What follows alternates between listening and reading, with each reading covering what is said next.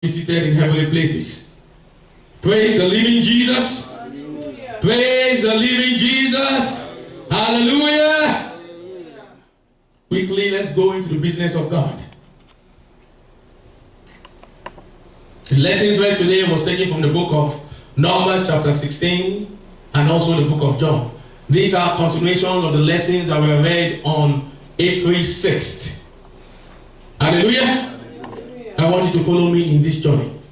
The book of Jeremiah chapter 1 verse 19 says, "And they will fight against you, and they will not prevail against thee, because I am with thee, said the Lord, to deliver thee." The book of Psalms chapter 105 verse 15 says, "Touch not my anointed, and do my prophet no harms." Anyone who is chosen by God has a divine purpose. Anyone who is anointed by God has a mission to accomplish. Anyone ordained by God carries a divine mandate. Anybody that falls in these three sets of classifications are sent by God. The hand of God rests heavily upon them, and therefore everywhere they go, they will face oppositions. Hallelujah. Hallelujah. Hallelujah. Today we shall be talking about overcoming the opposition, part 2. Overcoming the opposition, part 2. Overcoming the opposition, part 2. We all know what happened in the book of Numbers chapter 16. There, Korah, Abiram, Dathan, On, and 250 princes, men of renown. Not ordinary men, famous men. They rose up against Moses and Aaron, and they said they took up too much upon themselves. They lifted themselves up above the congregation, saying that the congregation is holy, and every one of them, the Lord dwells among them. Why did they lift themselves up? This came all of a sudden to the man Moses. Moses fell on his face, thinking, "Lord, what is going on?" And Moses told them to appear with their incense in front of the tabernacle, that we might know who is chosen by God, who is sent by God. Hallelujah. Hallelujah. Hallelujah. These men also showed up in front of the tabernacle to prove that they also are chosen by God. Anyone that God has sent a mission must face opposition. These men did not know who they were dealing with. Any man that rises up a chosen, a saint of God, rises up against God. And therefore, he provokes God. Listen, when this man provoked Moses and Aaron did not fight back. It was not a physical battle, mind you. This is spiritual warfare. Even though those that rose up and spoke were physical men, but the spirit of the opposition, the devil, was behind them. Amen. Moses spoke to God. He said, "Appear." And he said, "Show up with your incense before the tabernacle with your incense." He said, "Do you think Aaron is a nobody that we just put there to run the sanctuary?" Remember, Korah was a Levite. The Levites take care of the sanctuary. But Aaron was a priest. And only the family of Aaron are allowed to administer the priestly function in the sanctuary in those days. So now you have Levites rising up against the prophet of God. Moses was the prophet of God and the leader of the people of Israel. So they rose up against the prophet and the leader of Israel and against the priest that God installed. God took it personal. Let's open our Bible to that book. Numbers chapter 16. There's something I want you to see. They wanted to take the office of this man. Let's look at verses 26. Verses 26. It says, "And he spake unto the congregation, saying, Depart, I pray you, from the tent of these wicked men, and touch nothing of theirs, lest ye be consumed also with their sins." Look at verse 16. It says, And Moses said unto Korah, be thou and all my company before the Lord, thou and they and Aaron tomorrow. But in verse 15, look at what Moses said before he told Korah. He says, and Moses was very wroth and said unto the Lord. Moses spoke to God. He says, respect not thou their offering. I have not taken one ass from them, neither have I aught one of them. You see, any man, any spirit, any woman, whoever you are, either a man, flesh, or beast, that rise up against the men of God, they are throwing a challenge, not to those people. They are throwing a challenge to the God that installed those people in positions. And I want you to understand that in every position you find yourself, as long as you are better than your neighbor, somebody will rise up against you. A group will rise up against you. It is a fact of life. And I want you to have that down in your mind. Don't be surprised when opposition rises against you in your family, in the church, or at your job. It is natural. This has been from inception. What did God do to these people? The Bible says the earth opened up and swallowed them up. The 250 men were consumed by fire. Moses did not lay a finger on them. So when you rise up against the man or the woman of God, you rise up against God and you incur the wrath of God upon your head. You will not incur the wrath of God upon your head in the name of Jesus. Amen. The Bible says it is a terrible thing to fall in the hands of God, because our God is a consuming fire. It is that same consuming fire that consumed the 250. It is that same consuming fire that opened the ground up. Moses said, if these people die an unnatural death, then they will know that you sent me. When opposition rises against you, who do you go to? Do you hit the ground and begin to pray to God, or you begin to fight battles? You tell them to come, let's go outside. I will show you what I'm made of. Me and Mama really fight in those days. Stories. It is not a physical battle. Our weapon of warfare are not carnal, but are mighty through God to pulling down strongholds, casting down imaginations. These people imagine in their brain that they can take the office of Moses and Aaron. Hallelujah. Hallelujah. Opposition is rooted in envy. These people envy the office of this Aaron and Moses. And it is because they have their self-interest. They have their personal agenda that they want to achieve. Imagine, this same man, Korah, after Moses said, come before the Lord, he went to gather the whole Israel. Come, I will put this man to shame in front of all of you. This stupid man. He said, God, come. Imagine, this is the same man in the book of Exodus chapter 3 that God appeared to in the burning bush. And God said to go and deliver them. In the book of Exodus chapter 7, God told Moses, I have made you a God to Pharaoh. And Aaron thy prophet. It is the same man that they are accusing. This is the same man that by wonders and by the power of God liberated the Israelites from the slavery of Egypt. It is the same man that God used to part the Red Sea in Exodus chapter 15. This is the same man they rose up against. This is the same man that when Moses went on Mount Sinai in Exodus chapter 24 to receive the 10 commandments, the 2 tablets of stone, he fasted 40 days and 40 nights. He didn't eat. He came down and he saw them worshiping the calf that Aaron built. And God was mad. God wanted to destroy them. And Moses went into another 40 days fasting, dry fasting, day and night because of these people. And he told God, if you destroy these people, people will mock you. And God forgive them. It is the same people that Moses fasted against them in Kadesh Barnea, when the Lord told them to go to Canaan and take the land, and they told God, we will not go. This man fasted 80 days straight, and then another 40 days.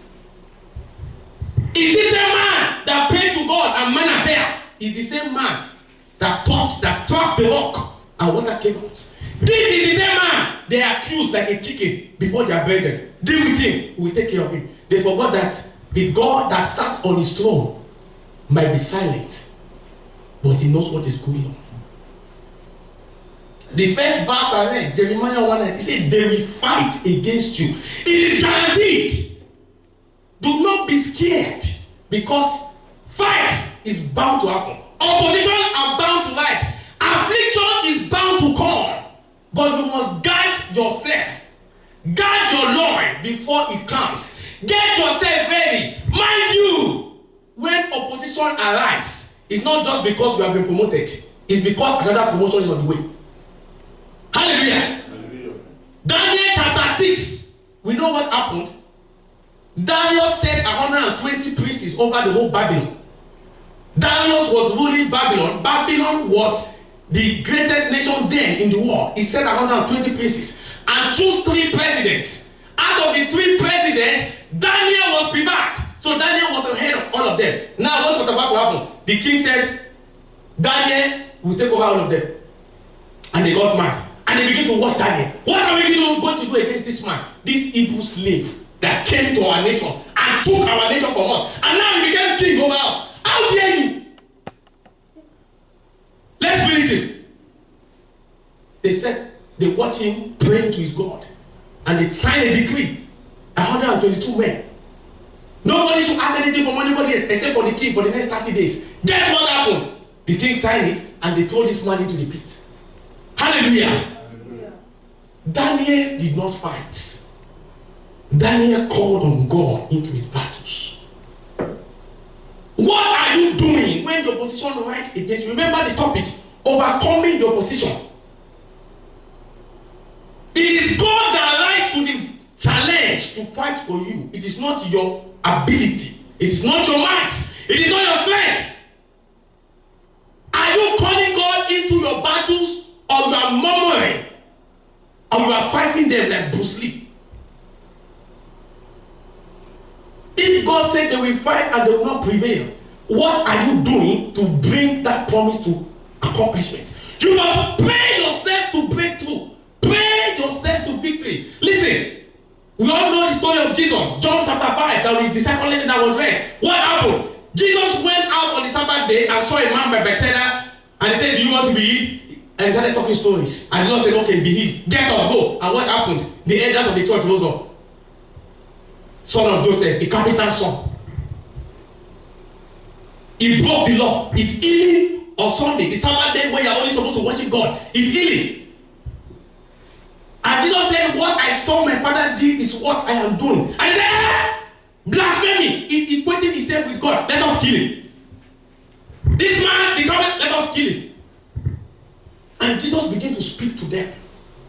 I want to touch 2 verses. Let's go there very quickly. I want you to understand something. Imagine they want to kill the Messiah and they think it was going to be possible. Hallelujah. Hallelujah. Hallelujah. I hope you are following me on this journey. John chapter 5, verses 37. It says, and the Father himself which has sent me hath borne witness of me. Ye have neither heard his voice. Listen, nobody knew when God called Jesus. As a matter of fact, the livelihood of Jesus was full with opposition. In the book of Matthew chapter 2, when Jesus was born, the wise men went to Israel, Judea. They went to the Herod. Herod, there's a new king, a king of the Jews. We want to worship him. Where is he? He said, hey! If another king, if the king on the throne does not die, another king cannot come into power. Where is he? Go and find him and come back and tell me, and I will go and worship him too. It was a lie. And the wise men all said, okay. They went to worship. They went to look for Jesus. They got there. They gave him their gifts. They worshipped him. And they were warned by God in a dream, saying, do not go back by the way you came. Go by a different way. And they did. And the king got mad. Really? I will show them. Meanwhile, in verse 13 of that chapter, the angel of the Lord appeared to Joseph and told him, take the young child and his mother and depart into Egypt until I bring thee word. For Herod seek the young child to destroy him. How old? He was not even 8 days. A king is looking for a less than maybe 3 days old boy. I want to kill him because he wants to take my seat. Jesus' life was full with opposition. And if you call yourself Christian, a follower of Jesus, you will face it. How did Jesus face it? The word of God. It was the word of God. If you read the verses we read, verses 10, 1 to 47, it was only Jesus speaking. Why? He's speaking to them. All the things he told them, they could not respond back. Why? They have nothing against Jesus, but they believe Jesus is gathering crowd for himself. And if Jesus gathered the crowd for himself, nobody will go to church. Nobody will pay tithes. Nobody will pay offering. Why? Because everybody is following Jesus. They had their personal agenda. These are the Pharisees and the Sadducees. Likewise, in churches all over the world today, you see one elder, one man, one woman.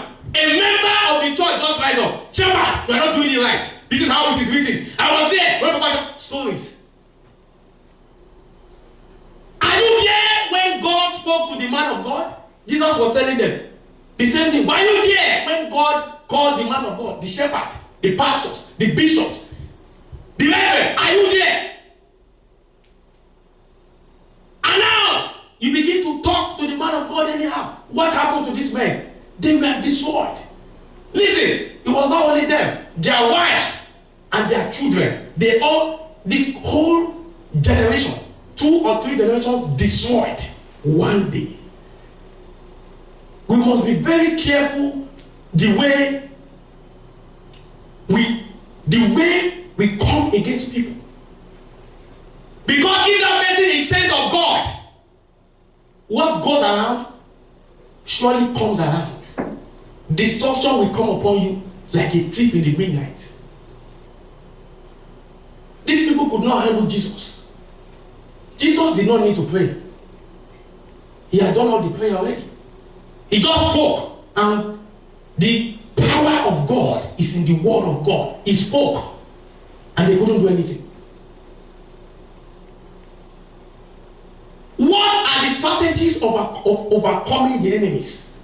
It is pray to God. You invite God into the battle and leave the battle to God. We all know what happened in the book of 2 Chronicles chapter 32. Sennacherib, the king of Assyria, came up against Hezekiah and will destroy you. This man said something very stupid. He said, go and ask, when my fathers came against all the nations, who was their God that delivered them from his hands?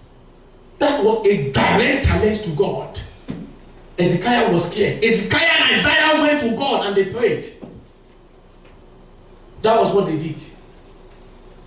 All the men of Assyria that Sennacherib sent that besieged Judah, they were destroyed. Sennacherib himself went back home. He got home, his 2 sons killed him, and they take his place. When you oppose men of God, anointed men of God, chosen men of God, your destiny is destroyed. If you are meant to come and worship God in the house of God and go home, and now you come, you worship God and get involved in the business of God that does not concern you, God have mercy upon your soul. The Pharisees, the Sadducees, they did it. Where are they today? Korah, Abiram, Dathan did it. The 250 men. Where are they? David, in the book of 1 Samuel chapter 17, invited God to his battles against Goliath. Look at the funniest thing. God used this man to destroy Goliath. But guess what happened? In 1 Samuel chapter 18, the people started singing. Saul killed 1,000 men. David killed 10,000 men. The king said, this man will take my kingdom. Everybody is singing about him. I must destroy him. What did he do? In 1 Samuel chapter 19, he sent people to go and kill him. In the same 1 Samuel 18, he sent men to make his daughter a snare to David so he can destroy him. Jonathan, the son of Saul, found out and said, you cannot do that. You want to kill the anointed of God? He told his son to shut up. Now, David was running for his life. Guess what? The Saul said, okay, you know what? Send David to my palace. to come and sing for me, because the evil spirit of God was on him. And they knew that David was a singer. So if he sang, the evil spirit will depart and the Holy Spirit will come. And so David did not want him, because he's an innocent man. And he came and he was playing the harp, singing, and Saul was already calculating his brain. And with this one, you don't know what is going to happen right now. And he took the spear and he threw the javelin against David. And David ran away. Many occasions, he sent people to go to his house, his father's house, go and get him. David was how old? 17 years old. And look at the old king. He's running after somebody he could give back to. Opposition. David did not fight this man, but it was God that destroyed Saul. Imagine, God destroyed the entire generation of Saul and put David in his place. In Matthew 2 that we read, Matthew 2:13, Joseph took his son to Egypt with the mother. What did Herod do? He says, I'm going to deal with you. He didn't know that they have taken the child out of Israel.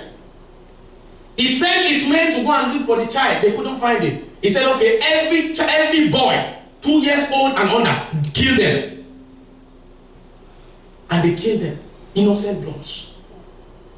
In verse 20 of Matthew chapter 2, God had sent an angel to appear to Joseph again. He said, arise, take the child and his mother and go to Israel. For they that seek the child's life to destroy it are no more.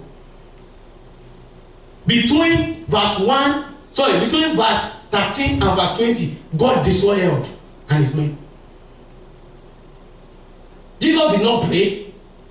Why? Because Jesus was the Messiah. But you are not the Messiah. You must pray. Prayer is the key. Opposition is meant to shake you, to disturb your balance. It is meant for you to know your position in God. Listen, opposition makes you stronger. It brings out the best in you. After Korah, Abiram, Dathan, and his men were destroyed, after that day, when they see Moses and Aaron, everybody stay back. Fire. It doesn't have to get that bad before you know what to do. Do not align yourself against the men of God. And when people align themselves against you, run back to God, because it's only God that can deliver you. Now, I was talking to you about opposition that it's a fact of life. Opposition started in heaven. For your information.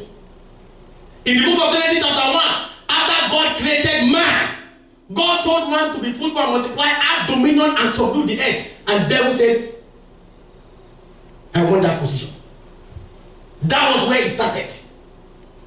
Devil wanted to rule over the earth. And God said, no, man will do it. So devil drew the battle line on that day. And he started fighting against man. What happened in Genesis chapter 3? He became a serpent. He went to deceive Eve, gave her the apple, and she gave to her husband. He took dominion because the man fell spiritually. He wanted the earth. Why? Envy.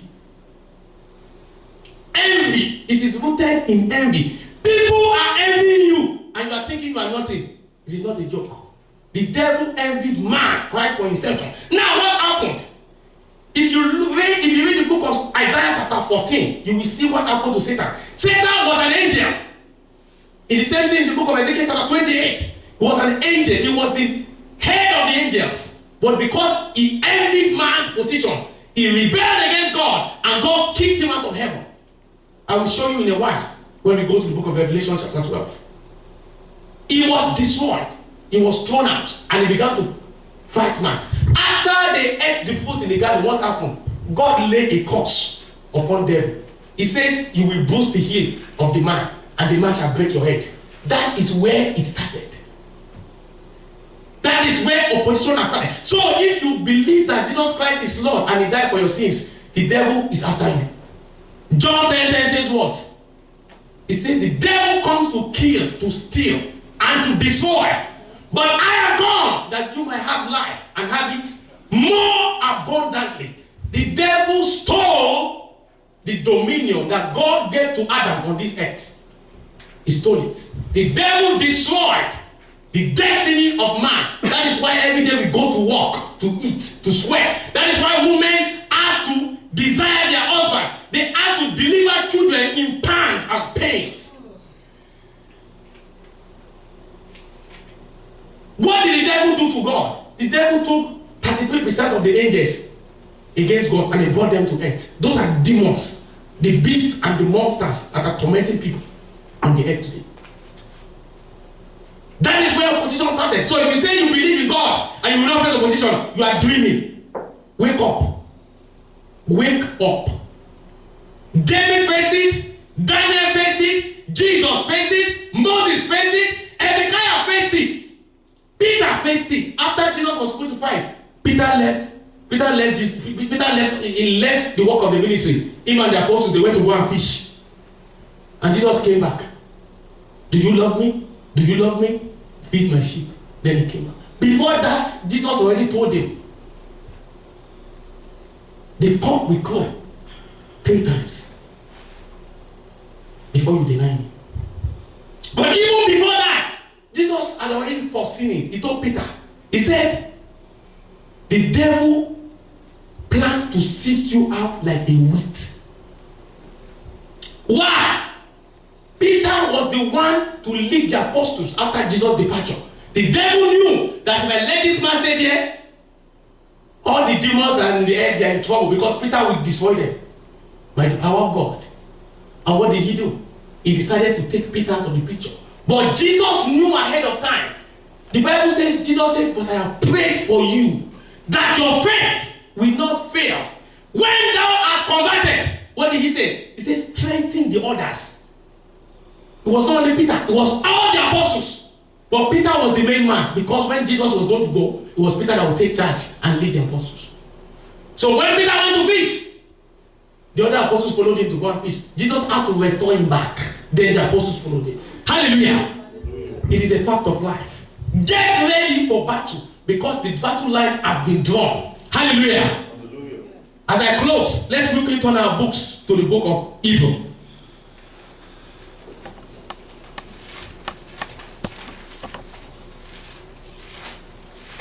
The book of Hebrews, which is after Titus. I want you to see something written there. Hebrews that we always read. Hebrews chapter 11. I'm going to read from verses 32. It says, and what shall I not say? For the time will not fail me to tell of Gideon. These are men that face opposition. Gideon, and of Barak, and of Samson, and of Jephthah, of David also, and Samuel, and of the prophets, who through faith subdued kingdoms, wrought righteousness, obtained promises, stopped the mouth of lions. 34. He said, quench the violence of fire. Those were the opposition they were facing. Escape the edge of the sword. They came against this man with the sword. He said, out of weakness, we are made strong. I told you that you get to your best when the opposition is fighting against you. Look at what he said. He says, out of weakness, we are made strong. Wax valiant and fight. Turn to flight the armies of the aliens. That is the battle that you face as a Christian. But that battle is more fierce when you are anointed, when you are chosen, when you are ordained by God. You must get ready. Isaiah chapter 54 verse 15 says, but they will gather against thee, but not by me. Whoever gather against thee shall fall. Verse 17 says, no weapon formed against you shall prosper. Listen, your victory is guaranteed, but there's a part you have to play. Revelation chapter 12.